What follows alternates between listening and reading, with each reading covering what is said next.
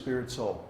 And the spirit soul is indestructible, immortal, unchangeable, and always the same. All-pervading, ever-existing, undying, primeval. The soul is never destroyed when the body is destroyed. No one can kill the immortal soul. That's what Krishna told Arjuna. The very first thing. Why? Because Arjuna was lamenting.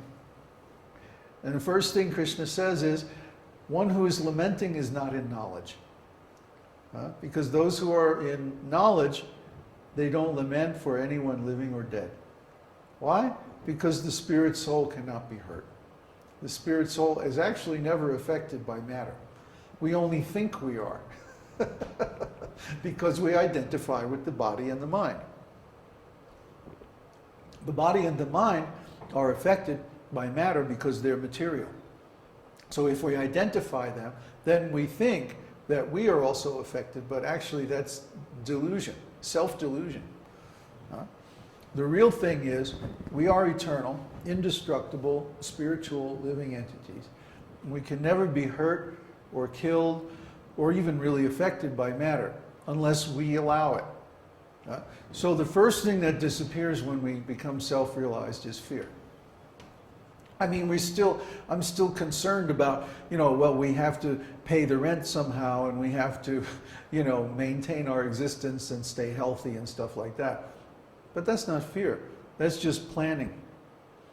Okay? Fear means, oh, what's going to happen? Oh, my God, geez, I don't know. Maybe they're going to come and start a war or something. People worry about all kinds of stuff.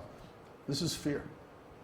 Or I'm afraid I'm going to lose my job. I'm afraid that so-and-so, my family members are going to die, or I'm afraid of this. No, whatever happens, we're okay. Even if they blow up the whole planet, we're fine. We're okay, because we're eternal living entities. We'll get another body somewhere else. Krishna will make sure of it. And whatever amount of devotional service we have completed up until the time of our death, that's the point we start at in the next life. And Krishna will make available all the facilities, all the knowledge that we need to pick up our process of devotional service exactly where we leave off. So there's nothing to worry about.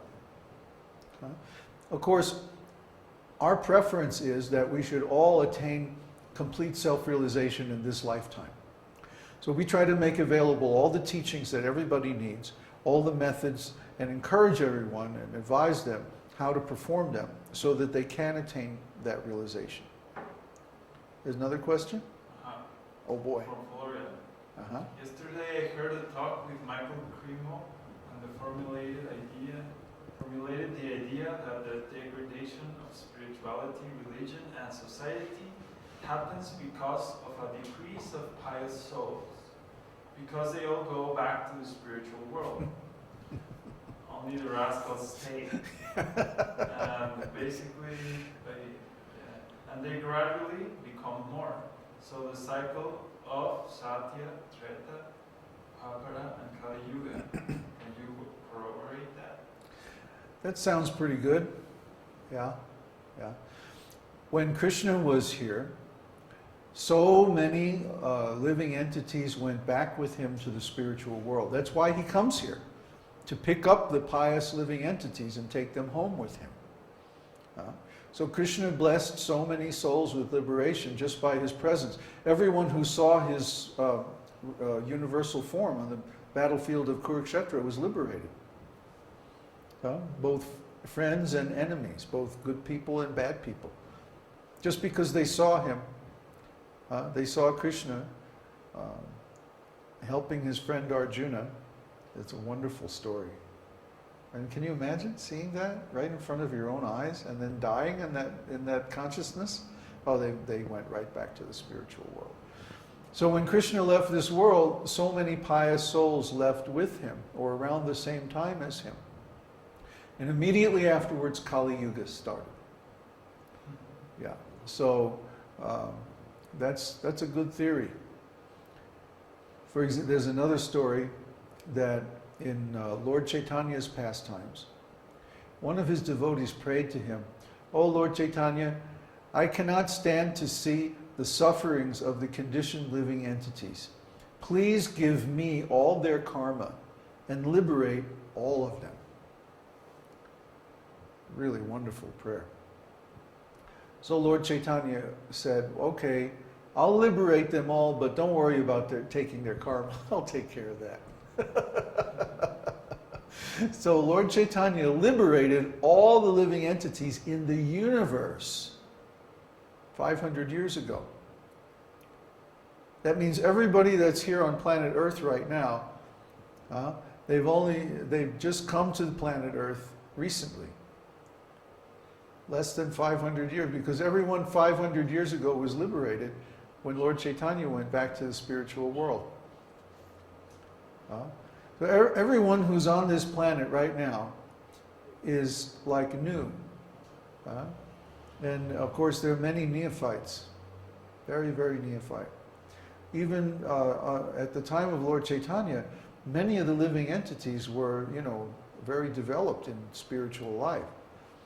Right now, there's probably higher percentage of neophytes, than any time in history. But all these things are just material.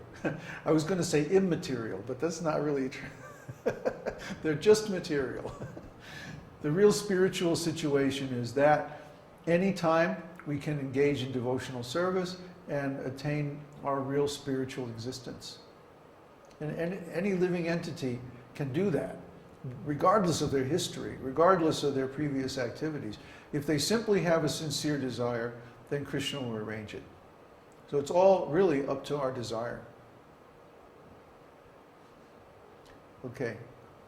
Is that all the questions for today? Okay. So today I would like to give our end of the year report and our evaluation of what we got done and what we accomplished in 2007, and also some ideas about what we're going to do in 2008. At the end of the year, it's always good to look back and see what we've done, assess and evaluate the activities of the previous year, and start to make a plan for the next year. So in 2007, we did some pretty cool things. I moved to Mexico, and Uddhava and I got together, and we've been working together very intensely now for almost exactly a year. And in that time, we have grown the website, esotericteaching.org, tenfold, both in the amount of material that's online and in the number of visitors and members and so forth. So we've done so many podcasts, made so many videos. We presented about 300 hours of classes here in Mexico City, and all of those were recorded on video and posted on the site. So if someone wanted to watch all the videos on the site, it would probably take them about a month. Watching every day. There's so much on there now, between the recorded podcasts and the videos and all the stories and articles. And then, by the way, we have the whole Vedic library on our site now. It's called causelessmercy.esotericteaching.org. All of Prabhupada's books are there, all of his lectures, all of his morning walk conversations, room conversations. I mean, there's a tremendous amount of material on our site now. And it's going to grow even more, but we'll talk about that in a minute. The other thing that we did, we started the Viṣṇusahasranāma podcast. Viṣṇusahasranāma is a very, very important prayer, very important scripture. Because like I say, it encapsulates all the pastimes narrated in Srimad Bhagavatam in a prayer that you can chant in 25 minutes. So that's pretty extraordinary. We also started the Brihat Parashara Hora Shastra course, which eventually is going to encompass the entire source literature of Jyotish the most important Vedanga. And we're writing a program, developing a program called Jyoti. Jyoti stands for Jyotish Yantra for Ontological Temporal Integration. That's really a mouthful. But what it means is you will be able to get all the readings available from Brihat Parashara or Shastra with a computer program on the internet for free.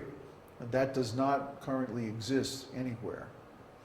So we'll be working on that, and we'll try to finish it by middle of next year. Then, of course, there's our WebEx video conferencing system that we're using right now, which is a first in internet preaching, especially for Vedic groups. And then we're working on a new project which has been pretty confidential up to now, but I want to announce